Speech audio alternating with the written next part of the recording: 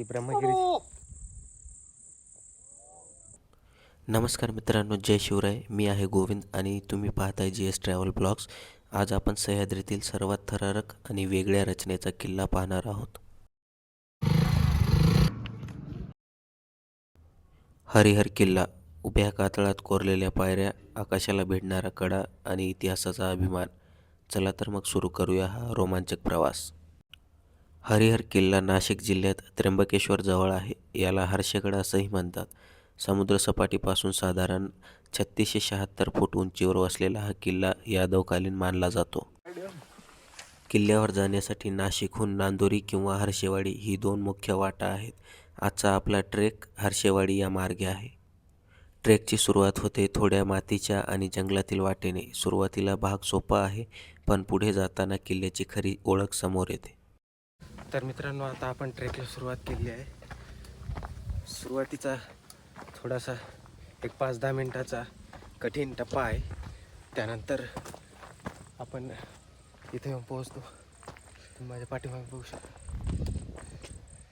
तिथं आहेत 80 डिग्रीच्या पायऱ्या. तर आता आपण तिथपर्यंत जाणार आहोत. तर चला तर मग. तर मित्रांनो, आता मी अशा एका समतल ठिकाणी येऊन पोहोचलो आहे, जिथून आपल्याला या हरिहरगडाच्या पायथ्याशी असलेलं गाव तुम्ही या ठिकाणी स्पष्ट बघू शकता. त्याच्या बाजूला असलेली ही छोटी छोटी पाण्याची तळे आणि तिथं पर्यटकांच्या सोयीसाठी पार्किंगची सोय करण्यात आलेली आहे. आणि या पर्यटकांच्या सुरक्षिततेसाठी म्हणून या पावसाळ्यात बचाव व्हावा म्हणून ह्या सुरक्षारक्षक रेलिंग या ठिकाणी बसवण्यात आलेल्या आहेत. आणि तुम्ही माझ्या पाठीमागे बघू शकता, आता काहीच वेळामध्ये आपण त्या ठिकाणी असणार आहे, जे की सर्वात कठीण टप्पा मानला जातो या गडाचा. तर चला तर मग. हरिहर गडावर आल्याच्या नंतर आपल्याला एक असे ठिकाण या ठिकाणी बघायला मिळेल, जिथून गडाच्या प्रत्येक बाजूला असलेला किंवा जी काही या ठिकाणी आपल्याला ऐतिहासिक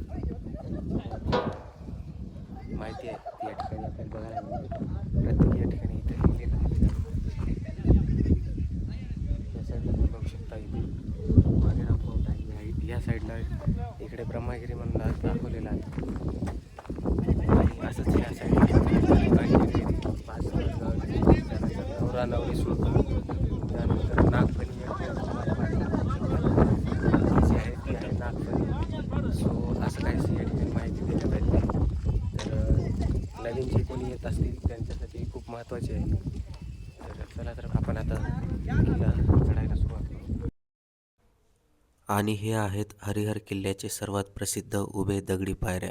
एकदम 80 अंशात कोरलेल्या या पायऱ्या पाहून आधी थोडी भीती वाटते, पण योग्य काळजी घेतली तर हा अनुभव आयुष्यभर लक्षात राहतो.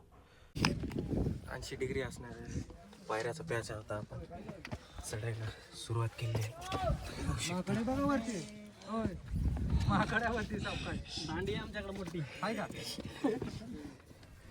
पावसाळ्यात या पायऱ्या थोड्याफार अवघड वाटू शकतात, पण हिवाळा आणि उन्हाळा या दोन ऋतूंमध्ये इथे चढाई करण्यासाठी खूप सोपा आहे. ज्या प्रकारे लोकांना इथली भीती दाखवली जाते तसला काही भाग मला तर आढळला नाही. तुम्ही इझिली या पायऱ्या चढून वरती जाऊ शकतात. मॅक्स 5 ते 6 मिनटात आपण या पायऱ्या चढून वरती पोहोचतो.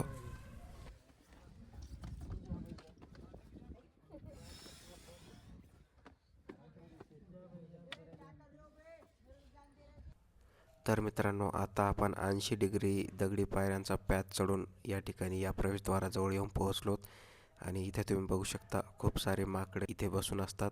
सो थोडं काळजीपूर्वक चढाई करा. या गडावर आल्याच्या नंतर आपल्याला इथे एक अशी दगडी रचना बघायला मिळते, ज्याचा वापर कशासाठी केला जायचा हे कुणालाच माहिती नाही.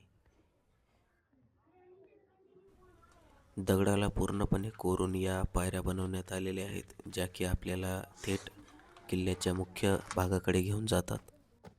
हरिहर किल्ला हा यादव काळात बांधला गेला आणि नंतर मराठ्यांच्या ताब्यात आला. या किल्ल्याचा उपयोग आसपासच्या घाटमार्गावर नजर ठेवण्यासाठी केला जात असे. सह्याद्रीतील प्रत्येक गडाप्रमाणे हा किल्लाही शौर्य आणि स्वाभिमानाची साक्ष देतो.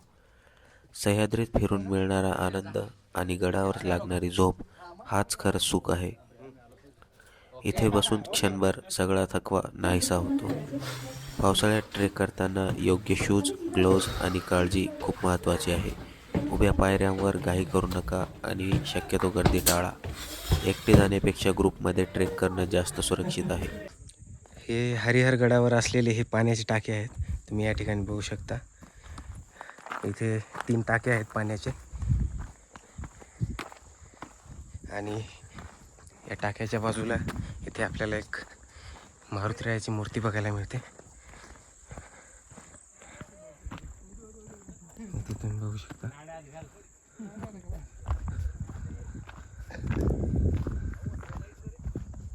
सोबतच इथं आपल्याला महादेवाचं शिवलिंग आणि त्रिशूळ सुद्धा बघायला मिळते. आणि या शिवलिंगाच्या बाजूला इथे खूप मोठा असं पाण्याचा टाका आहे. पाण्याच्या टाक्याच्या बाजूला इथे आपल्याला एक शिवलिंग बघायला मिळतं. इथे बघू शकता.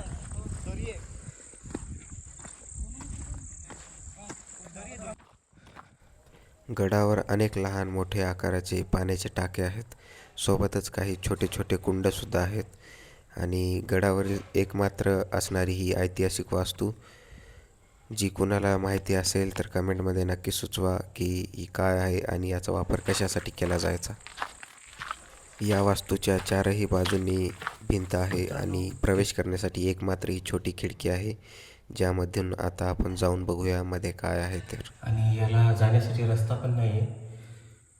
सो आता आपण बघूया मध्ये काय आहे.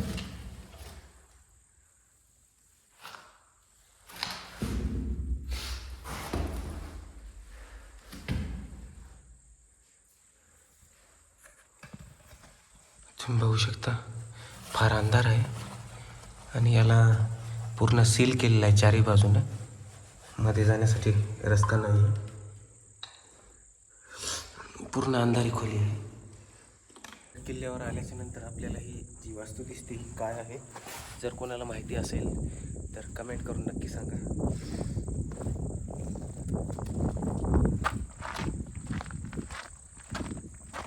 तुम्ही बघू शकता बॅक साईडला पूर्ण असा हा धरणाचा भाग आहे आणि या साईडला इकडे ही ब्रह्मगिरी. माझ्या पाठीमागे माझ्या मित्राने रिकाम्या पाण्याच्या बॉटलीसोबत खेळता खेळता ट्रेकिंग पोलसुद्धा खोल दरीत फेकून दिलं आणि त्यानंतर माझं रिॲक्शन असं काहीसं होतं. आता जातोय किल्ल्यावरील सर्वात उंच ठिकाणावर. इथे तुम्ही पुढे बघू शकता. इथे आपला एक ध्वज लावलेला आहे. तिथे जातोय आता मी. मित्रांनो, आता आपण जातोय गडावरील सर्वात उंच ठिकाणी. या ठिकाणी तुम्ही बघू शकता. आता आपण चढायला सुरुवात करतो.